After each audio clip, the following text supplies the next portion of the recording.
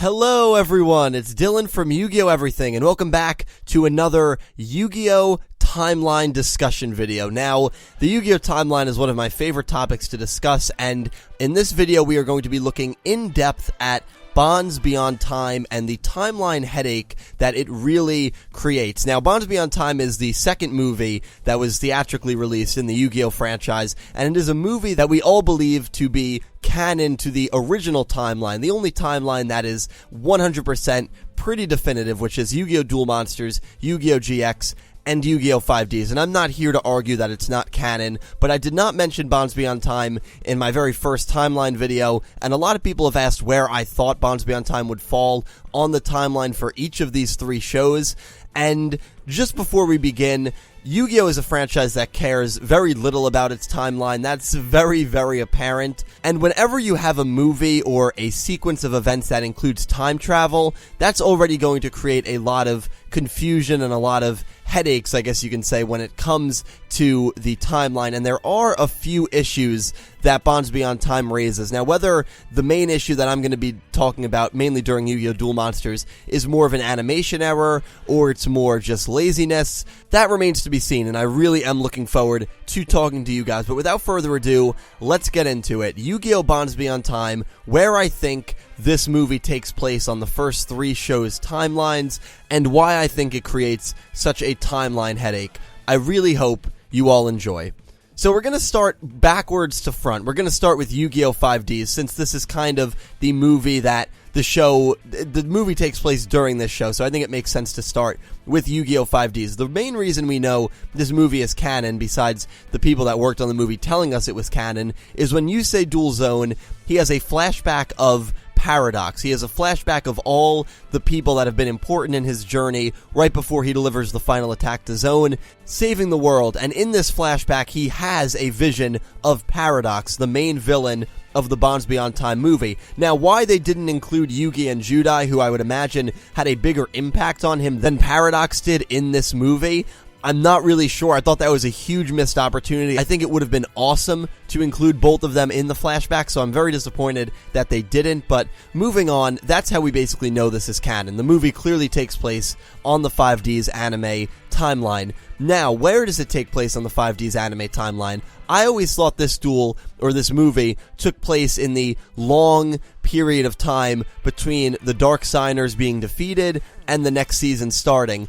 But at the very end of this duel between Yusei Judai, Yugi, and Paradox, Yusei has a flashback of his own, and he thinks of Bruno. Now, Bruno did not appear in Yu-Gi-Oh! 5Ds until episode 80, which is about 20 episodes after the Dark Signers arc concluded. So, I am making a guesstimation here that Bonds Beyond Time takes place right before the start of the WRGP arc, the World Racing Grand Prix. And I pretty much say that because I think once the World Racing Grand Prix starts, it's kind of duels non-stop, and then right when it ends, that's when Team 5Ds defeats Team Aporia, and the Neo Arc Cradle drops, and they immediately go to the Neo Arc Cradle. There's no real time for this, time travel paradox issue to happen between the WRGP and the Neo Arc Cradle, Seasons 4 and Season 5. So I believe this happens before Season 4, maybe right after Crashtown, maybe right after the Crashtown arc, somewhere in that zone. There's a very large period of episodes that it could happen between, but I think that's a very good guesstimation of where it happens during Yu-Gi-Oh! 5Ds. Now, Yu-Gi-Oh! GX is the easiest of this to decide. Yu-Gi-Oh! GX ends with Judai saying, "I'm going to travel the world, my journey's just begun." We see him out in some weird desert, and he runs off into the distance, and that's the end of Yu-Gi-Oh! GX. Well, we see him traveling in a city that looks very similar to Venice, very similar to Italy in Season 4, and not only does it seem like this is after Yu-Gi-Oh! GX has ended, does it seem like this would be like a Season 5 or a Season 6, which obviously never happened, but Paradox is wielding Johan's monster, a version of Johan's dragon, and Judai even claims, I don't remember his exact quote, but he says that's like one of his best friend's dragons. So this has to be after Season 3, and there's no way it was between Season 3 and Season 4. So very, very obviously, this takes place on the Yu-Gi-Oh! GX timeline after the show has ended. Very easy. That's the one I'm I think is easiest to pin down, I'm most confident on, GX Bonds Beyond Time. When you go to the GX timeline, it is after the Yu-Gi-Oh! GX anime has concluded. Now we move on to Yu-Gi-Oh! Duel Monsters, and this because of some, what could be animation errors, what could be other things that really weren't explained, is the toughest to pin down. And the main animation error that I keep referring to, I'm just going to show you guys right away. This was shared to me by a user named Raf Flores, so big thank you to him.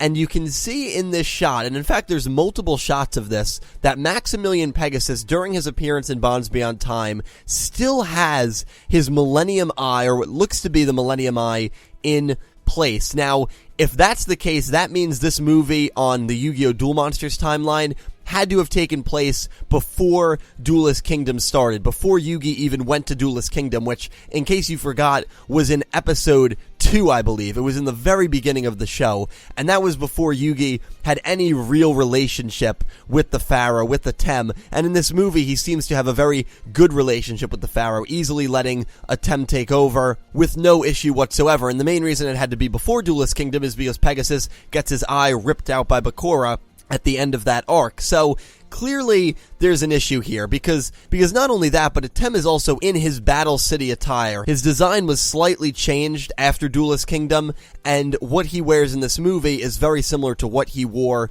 in Battle City. Moreover, the rules that are used in this duel are Battle City rules. Remember, until Battle City, Duelist Kingdom, you could literally summon any monster you want, didn't matter the level, you didn't need a tribute, the users only had 2,000 life points. So then when Battle City came, the rules got completely revamped into a more common and played version of the card game Yu-Gi-Oh! So the rules, the outfit, the relationship between a Tem and Yugi, all of this points to it happening after Duelist Kingdom, probably after Battle City even.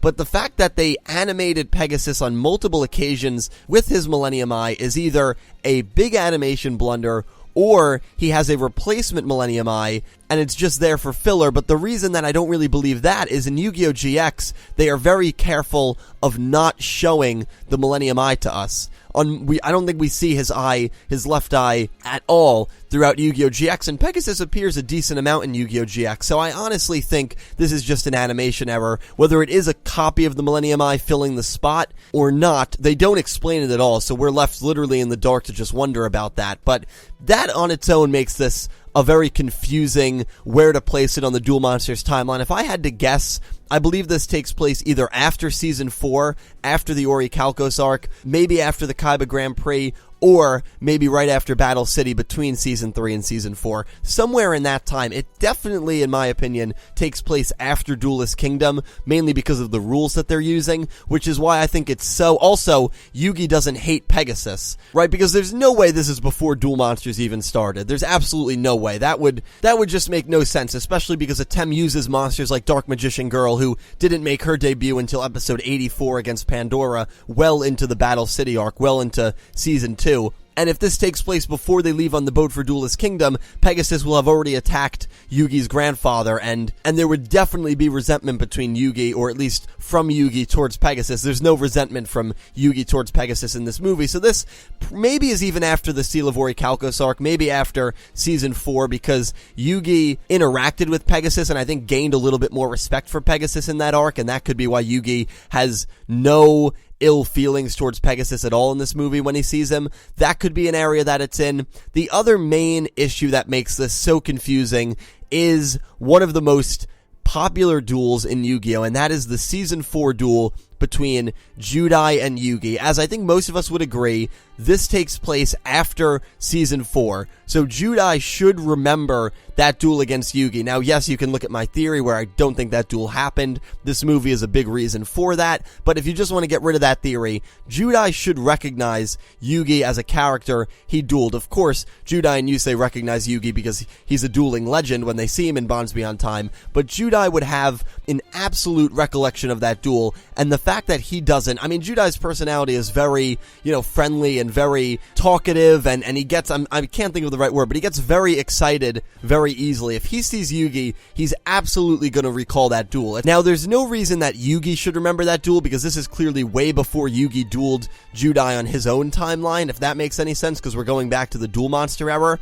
But Judai gets pulled from his own timeline, from his own period of time. I know this is very confusing, so hopefully that makes sense in terms of Judai should remember his duel against Yugi, but yet he says absolutely nothing about that duel, which always baffled me, and I think always went against Judai's personality and character persona. So there's a lot of issues that Bonds Beyond Time brings up, and at the end of the day, it was a movie that was really just about bringing the three Yu-Gi-Oh protagonists together, and for a franchise that cares so little about timeline and about continuity, it would make sense that there are going to be a lot of issues when it comes to this movie. So we don't really know exactly when it happens during 5Ds. GX, it's pretty safe to say it's after the show ends, and Duel Monsters, because of Pegasus's Millennium Eye still being intact and because of the Battle City rules taking place, there's a lot of confusion of when this movie, during Duel Monsters especially, really took place, and so it makes this whole movie a real nightmare to try to put on a timeline. Now, I will be doing a new Yu-Gi-Oh timeline, hopefully by the end of the month, maybe early June, where I will be placing all the movies on the timeline, and I will be using all the mangas as well. So hopefully you guys are excited about that. I'm very excited to get working on it as well. But please let me know all your thoughts. Let me know if you have different predictions when you think this movie took place during 5Ds. Let me know if you think there's a good reason why Judai maybe didn't say anything to Yugi. Do you think he just forgot the duel or didn't want to creep Yugi out, even though it's Judai's personality to say something? I mean, I don't know. That's my personal take of it, but maybe my opinion is a little wrong in this situation. So please, let me know all your thoughts, and let me know what you think of Pegasus's Millennium Eye still being in place in multiple different shots. Is it an animation error? Is it just lazy animation by writers who forgot that his eye was ripped out in the first season? Or is there maybe a better reason for it? And when do you think this happens, especially in the Duel Monsters timeline? Because that's probably the most debated and hardest timeline to put this movie to. Anyway, guys, that wraps it up. I hope you enjoyed the video. Thank you so much for watching. I will talk to you down below, and I hope you have an amazing day.